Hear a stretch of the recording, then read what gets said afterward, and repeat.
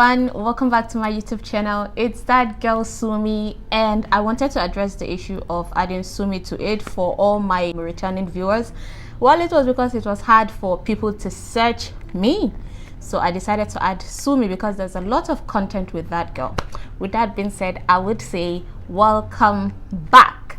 If you are new to this channel, welcome. I make content on stories, lifestyle, fashion, beauty, and even health discussion. If you are new, just make sure you subscribe and make sure you click on the post notification bell. Just do exactly what's on your screen so that you can get alerts on all of my upload. Whenever I upload, you'll be the first person to get alert on it. Okay, with that being said, I would say welcome.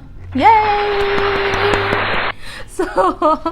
So I've been talking about health discussion and I haven't had the time to sit and talk about it. Basically, I decided to bring someone who is a professional, a midwife, BSc nursing, so trust me, she knows her work. So I decided to come with my sister. Oh, she's actually my younger sister. This is Fatima Abubakar. Hi guys.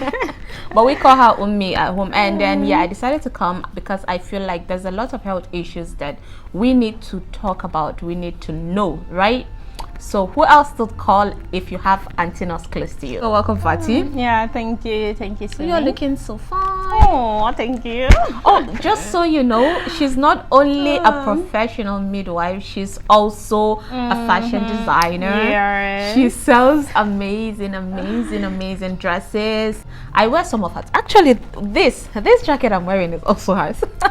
Hello. And I'm loving it. I hope that I can take pictures and show it to you more on my social media, which is another topic.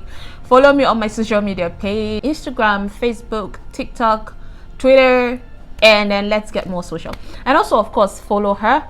She has her business page, which is Fairy Scott, and also her own personal page, which is Titi. I'm sure I'm going to put all of them on the screen. Me. I have amazing content too.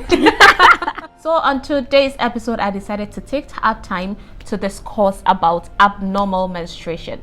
Now, this topic is not, before the guys run away, this topic is not only for the ladies, okay? This is also for the guys, because you need to know about menstruation, the abnormalities, in order to help your sister, your parent, or even your girlfriend, your wife, most especially, and even your kids. Your daughters, yeah. Exactly, and even your kids, because we have come to a generation that we understand the relationship between a father and a daughter. So it's always good. We don't know who would be. They are single fathers, and the more you know about these things, the much easier it would be for you to do parenting, right? So with that being said, I would say, Fati, let me just head on to her and then she'll start explaining the main process of menstruation and what it entails before we'll go into the deeper details of abnormalities of menstruation. Yes. Hello everybody, my name is Abubakar Fatima. As earlier said, I am a nurse midwife and I am here to talk about abnormal menstruation. As you all know, menstruation normally is just the flow of blood, loss of blood from a non-pregnant woman monthly, of course. So this blood is usually from the woman's uterus and it happens from puberty to menopause. So what happens is this: that's the normal flow of menstruation, but typically this flow of menstruation is supposed to last for 7 days, and the cycle is supposed to be from 21 to 28 days normally, but there's individual differences. So some people's cycle is from 21, 22, 23, 24, 25, 26, 27, 28. That's the normal cycle. 28 days? Not really. 28, up to 35 days actually. The normal cycle lasts up to 35 days, from 21 to 35 days. So anything below this or above that, that's what we classify as abnormality of the menstrual flow. And when we are talking about menstrual cycle, you're talking about the first day of your menstrual period to the next menstrual period, to the next first day of your menstrual period. Oh, I thought it's normally the last day, like after you finish. No. So it's you start calculating from the first day. From the first day of your menstrual period to the first day of your next menstrual period. So that's your cycle actually. So this cycle usually lasts from 21 to 35 days. That's the normal setting, right? And then the flow is usually from 4 to 7 days. That's the normal flow, the normal days that your flow is supposed to last. But like I said, there's individual differences. You tend to see that there are women who see their flows for just 2 days, 1 day, and 3 days, some. And then some, they see their menstruation, let's say maybe in 2 months, they see it once. Okay. You get? So you see that their cycle is actually longer. Some even see it in 3 months once. So this is an abnormality. So it is very important for you to know your normal menstrual cycle and your normal menstrual flow, so that when there is any abnormality or any change, you would realize that there is a problem in your body. That is why there is that change. Okay, so it is necessary for you to know, this is my normal cycle, this is my normal blood flow, this is how my normal blood loss is, so that when there's changes, you will know, okay, it is due to something. That is what is causing these changes. So there are different things that can cause these changes actually. Diet, your lifestyle, these are like normal things that can change it. Your weather, you know, all this can affect stress. Yes, stress. All this can affect the normal blood flow of your body. So example of some of the abnormalities is when your cycle is less than 21 days or your cycle is more than 35 days. This is one of an example that yes, there is an abnormality. Then when you miss 3 or more periods in a row. Well, that could mean you're pregnant. Yeah, it could mean you're pregnant, and it could mean you're not. Actually, yes. So when you miss 3 or more periods in a row, that could mean you're pregnant. That means there's something wrong, actually. You know, basically. All right, pregnancy could be something right now. If you're married, something wrong or something right. Yes, obviously. So you need to know your normal menstrual cycle so that you know when there's a difference in your menstrual flow. And then when the flow is heavier or lighter than what you are used to, like when you know the normal blood flow, maybe you change up to 3 parts or 4 parts a day, and then obviously you're now changing 7 or 6 a day. You see, you know that yes, that's a problem. That's an overflow. Yeah, you need to find the cause of the problem so that you could tend to the cause of the problem. Then, or when you have lighter flow, that means that maybe the flow is not as regular as it should be. It's too light or maybe spotting. That means you need to find the problem. So right from day one, every girl should pay attention to how her period flow is. Yes. So that way, when something changes, you will notice the change. You will realize, and know how to tackle it. Yes. And then I said the period flow is within 4 to 7 days. So periods that last more than 7 days is a problem.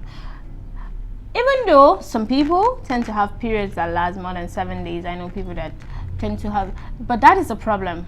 There is something causing it. But then I think while I was in secondary school, someone said something about up to 15 days is normal, unless if it's after.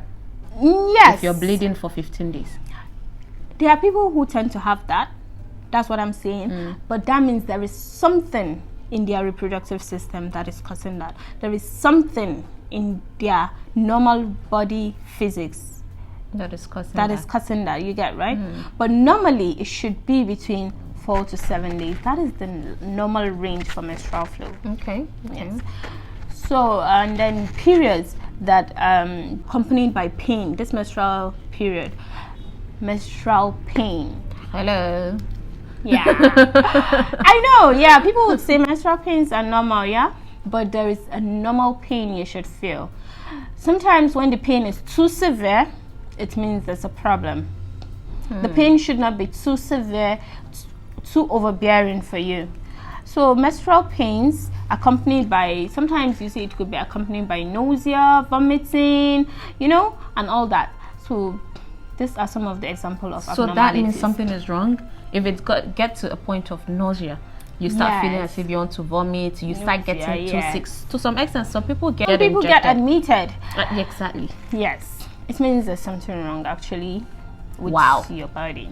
So something is wrong with our body. All of it's us. Actually, it's like majority of the ladies are on this box. Like no. Check. The thing is, normally there's a slight pain there you should feel, but the pain shouldn't be that much too overbearing. You understand? It's just saying that it is one of the example of an abnormality in menstruation. It is not supposed to be too like much. that. You get? It's not supposed to be so painful.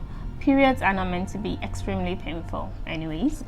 So those are just some of the abnormalities that you experience. It's menstruation actually. What are these abnormalities? Yeah, let's go deep, let's dive into it. Okay, now so I might be using some grammars, medical jargon. Don't worry, I'll be here to change it to a layman's English. Okay, so one of the abnormalities is amenorrhea. Amenorrhea is the absence of menstruation. Like when there is absence of menstruation after a lady has begun her menstrual period, or after a lady has passed 15 years. Normally you should be able to obtain menstruation, you should be able to start menstruation as a lady by 15 years. So when it is above 15 years and the lady is yet to start her menstruation, that means there is a problem. This problem is called amenorrhea, absence of menstruation. Or you might have had, you are doing your normal menstruation and then it has ceased for like 3 months. You haven't seen your period. Amenorrhea is just basically absence of menstruation. This could be due to pregnancy, breastfeeding, and then other health issues. First thing you need to know about amenorrhea is this. There is a normal time during puberty after the lady has attained her menstruation. Then shortly after, she might not see her period for 2 to 3 months. And then the girl child would tend to get worried, because she was told in school, she was told by her parents, when you don't see your period, you're pregnant. Then she tends to start getting worried, thinking, okay, what have I done? What happened? Did someone enter my room? What is wrong? Yes. So that is kind of normal. Yes, it is kind of normal for that period of time. And then sometimes when, as a married couple, or even if you're not married, if you're sexually active and you're not using protection, and then you do not see your menstruation, then you can tend to think that it is pregnancy, even though you can't confirm that it's pregnancy until you actually go for a test. So yeah, that can also happen. Okay, I remember while I was growing up, I think at the earliest stage when I started my menstruation, when I started seeing my period, I think I did not have that irregularity. Like it would take me about 2 to 3 months before it would come, and then 2 to 3. There was that pace for about a year plus. Yes. Then before it started like balancing. What I'm talking about, that's the irregularities. So you see, irregular blood flow usually during your puberty stage. It happens. It is normal. Okay. Don't get scared. Okay. Girl, child. I was scared actually. I got scared when it happened to me. Yeah, but you had me. Why didn't you talk to me? I actually did. I actually told my dad. We went to a hospital. We went to a hospital. And then the doctor told me it was normal. How old was I? And then I told her I was 15. Then I think, and then she's like, oh, it's normal. It's just an irregular cessation. It will come back and all that. No, okay, that's cool. So it is normal to have that. Dad, actually. Yes. Our dad is amazing. So that's as opposed to do that. When you know something about your girl child, when you know something about girls, you'll be able to relate to your own child. Yes. It will be easy for you to help the women in your life. Yes. So please, knowledge is it's power. So and then the next abnormality I would like to talk about is dysmenorrhea, because it is one of the, like you said, it is common with every lady. I don't know what that means, so I wouldn't know. So I wouldn't know what I said. What are you talking about? Oh my god. Okay. Is she playing with me right now? Alright, that's just painful menstruation, the pain you have during menstruation. Oh my god. I was about saying that.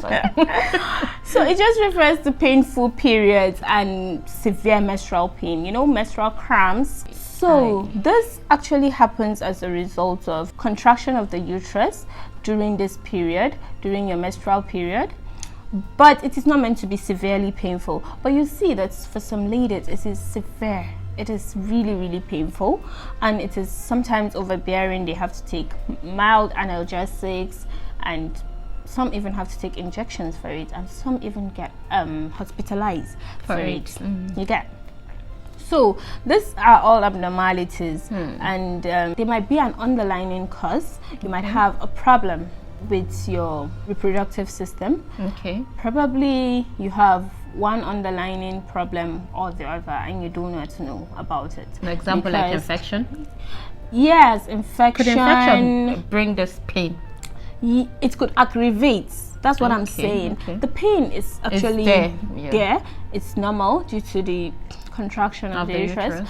But when it is aggravated, that is what is the problem, you know, severe menstrual cramps. I think this is the first time I've actually had to sit down with her to talk more about these things. Okay, so as you're learning, I'm also learning as well, and I am super surprised. See, don't judge me, but this is my first time of knowing that it is because the uterus is contracting. Is it contracting? Contracting. Yeah. It was because the uterus is squeezing. That's why it brings that pain, which is really surprising but really knowledgeable. Thank you. So now we want to know what causes these abnormalities. Yes. So there are many causes of abnormal periods. So, but we're just going to mention some. Few? Yeah. Like I said, stress and lifestyle. When you're stressed, that's your lifestyle. When you're stressed, it can cause your period to change. It can cause an abnormality in your period. It can either cause you not to have your period for a month, skip it, or your period can be late, or your period can be early, or the flow can increase, or the flow can reduce, or it comes twice. It comes twice because I can relate. Or pain, lifestyle and stress that can affect it. It's traveling, stress, changing your diet, severe change in your diet. Maybe people that are going through weight loss, you know, losing too much weight. All this can affect your cycle. It can make your cycle to change. It can make you to have an abnormality in your menstruation. Okay. Well, that's good to know. I hope you use it. So the next cause I would like to talk about is birth control pills. So birth control pills can cause change in your regular menstrual period, because they have what it is used to make is estrogen and progesterone, especially progesterone pills, you know. So there's an increase in your normal hormones that is in your body. Usually what brings about all this menstruation and all is the hormones you have in your body. So now you taking these control pills, you're increasing the hormones in your body in order to stop you from giving birth, getting pregnant in the first place. So what happens is this: that will stop your menstruation or make it irregular, either makes it to come even 3 times a month, twice a month. Wow. You know, it reduces the length or increases the length. There are some that do not menstruate at all while taking birth control pills, and this is actually normal. You just need to know that you're taking birth control pills. These are the side effects that it could cause to your body, so that you do not get worried when taking them. Okay, so it's normal when taking birth control, but then it's an abnormality in your menstrual cycle. It's actually an abnormality, but it is normal for you to have that abnormality while taking that birth control pill. The thing is, the aim is to know why you're having that abnormality. You get right? So even when you're stressed and you see your period twice a month, you know that is what is causing it. Of it. When you're doing excessive weight loss and you've lost a lot of weight and you had a change in your diet and then you have abnormal period, you know what is causing it. So the most important thing is to know your body, know what is causing that particular abnormality. And even for when you're taking the birth control pills, there is a degree of abnormality that you would need to go to the hospital. Like when you're having heavy menstrual flow, you see, just because I said it's normal doesn't mean you should sit back at home and continue losing blood. There's a degree of blood you should lose in a month, and when it's excessive, you're causing harm to yourself. So you go to the hospital, you'll be given medication that would help you to stop the excessive blood flow. And then even for when you're not having the periods, which is normal, if you're somebody like me that doesn't like spending too much money on pads and all that,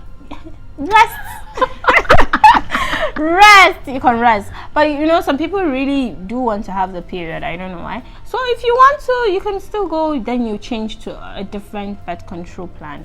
The next cause I would like to talk about is uterine fibroid or uterine polyps. We know fibroids, don't you? Oh, fibroid. Of course, uterine fibroids. This is an abnormal growth in the uterus. The menstruation actually comes from your uterus, from your uterus and also your egg, which has not been fertilized. So it's basically you wasting away and flushing away your children. I can't believe you just said that. Yes, so uterine fibroids is an abnormal growth in the uterus. So this can tend to bring an abnormality in your menstrual flow because there is something there in the uterus. It can make it heavier, lighter, skipping. But what's uterine fibroid abnormality? Usually it makes it heavier. You'll see that the women will tend to have heavier bleeding and excessive pain. Yes. Let me use your word, excessive. Excessive pain, yes. Overbearing pain. So sometimes it is good when you get a change in your body to go to the hospital. Have yourself checked. Of course. What do we expect having a medical personnel here? The first thing they tell is go to the hospital. It is essential. Do not go to counter medicine by the side and just get a drug to get it over with. That's self-medication, and you're just going to deal with that particular problem at that particular time. Just the symptoms you're having, but you're not actually dealing with what is causing the symptoms. Because you've not run any tests, you've not found out what is causing the symptoms. You just know the exact medication for. Thank you. You're getting rid of the symptoms, but you're not solving the problem. The problem is still there. Okay, the next one is endometriosis. Okay, endometriosis. Let me just say what it is. I'm just waiting for her to just say it in English. Endometriosis. This is, usually there's an endometrial tissue which is lining the uterus. So it should be within the uterus. Yes. But then when it's outside, then it becomes a problem. Yes. So during menstrual flow, this endometrial tissue that is lining the uterus is what sheds blood and what brings about menstruation in general. Okay. So now this endometrial tissue sometimes grows outside the uterus. It can grow in places like the intestine, places like the rectum, inside your abdomen, but it grows outside your uterus, so it will bleed. So this is also a problem that has to do with bleeding, excessive blood loss, abnormal menstruation. Yes, abnormal menstruation, and it tends to be painful. And sometimes when you're having endometriosis, there's painful sexual intercourse and there's painful periods during your period. Basically, it comes with cramps, blood flow, and pain. So even if you're not menstruating, if that is in you or if it's not seated well, then it would also cause pain in sex. Because the menstrual tissue is now somewhere else. So usually when it causes pain is because it is usually maybe around your vagina, somewhere close to external genitalia. Another English. Okay. Well, it just means you guys should check it out. So another cause is polycystic ovarian syndrome. Ovaries now tend to produce large amounts of androgen. And androgen is actually a male hormone, but we also have a degree in us.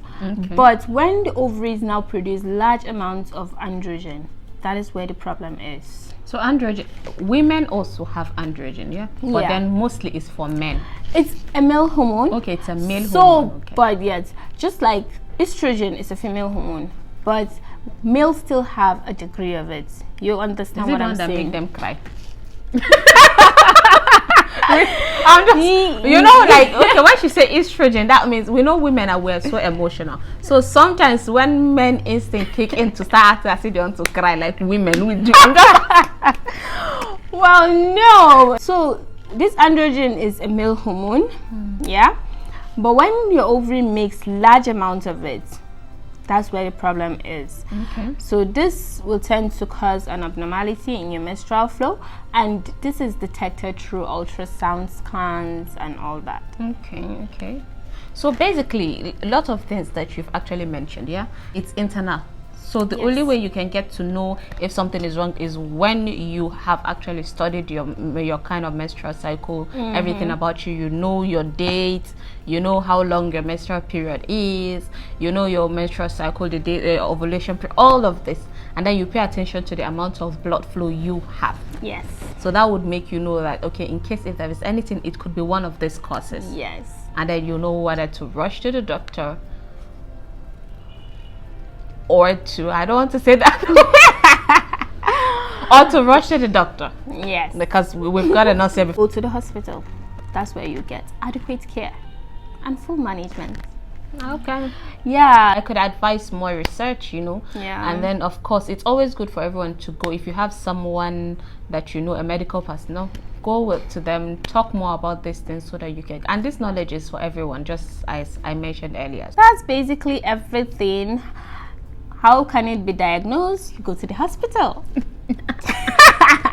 That is how to diagnose it. How can it be treated? You treat the underlying cause. If it is stress, you know how to deal with it. Manage your stress. You deal with it. You deal with it. You find a way to manage your stress.